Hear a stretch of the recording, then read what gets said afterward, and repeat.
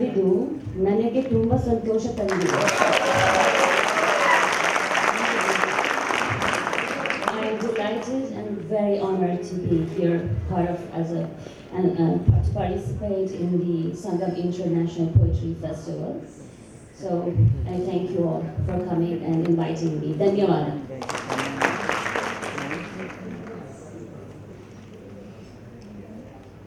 Where is the piece of this poem? Hey poet, let the olive branch live and liberate the burden of its own bitterness. Forget the dove once in a while so it can remember flying without a direction.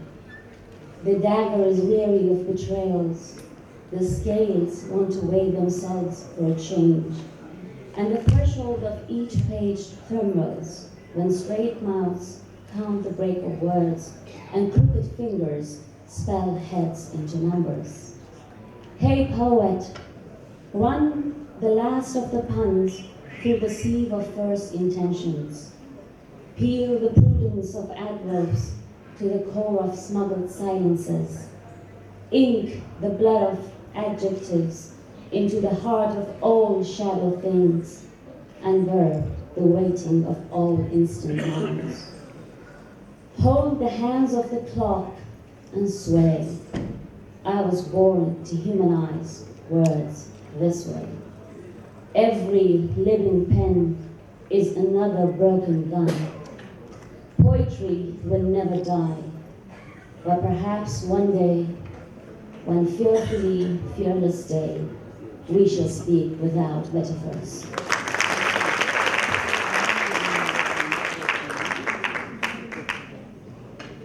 The echo of the void.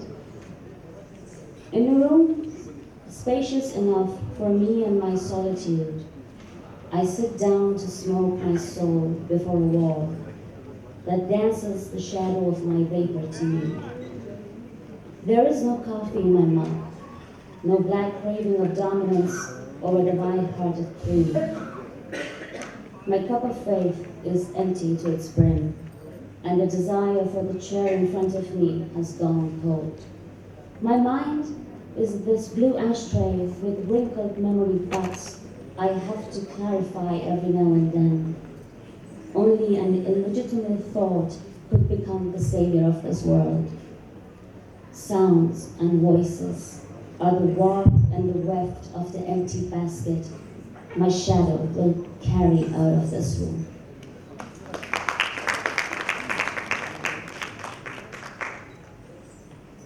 The road in brackets. Turn the page and leave now.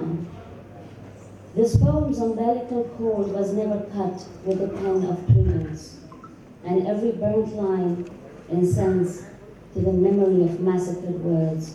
The tight fist of your eyes claims at the altar of evasion. Tell me, what have you to set the strings of your hearts on?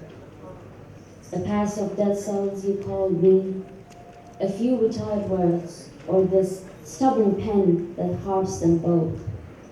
Turn the page and leave now. Don't fret over a meager share of the earth whose blemished red is the envy of all uniform sunsets. No one told me in the whispered convention of rag dolls and the mischievous chain of color pencils. No one told me, no one said that the blue pen was blood-hearted. No one said we had to jump through the loop of fire the warning fingers drew in the air. And the hurried life we had to pant in the pathetic safety of brackets has finally taught us that the blackboard was merely a dungeon where the anemic ghost of words paid their loan of dust to dust. Here, cigarette smoke and leftover prayers are merely prophets of curved shutters. Tell me, do you still linger on the vocal infection of this page? Come, let me light you a dream. Home is a suitcase of memories muddled at the suspicious borders of longing and veils by the cold of the sweat in the fingers of fear. A surplus of letters you have pruned down from the autumn of understanding, conspires against the consistency of your gaze. And now, before you endanger the security of this poem, I hereby sentence you to an expired word: silence.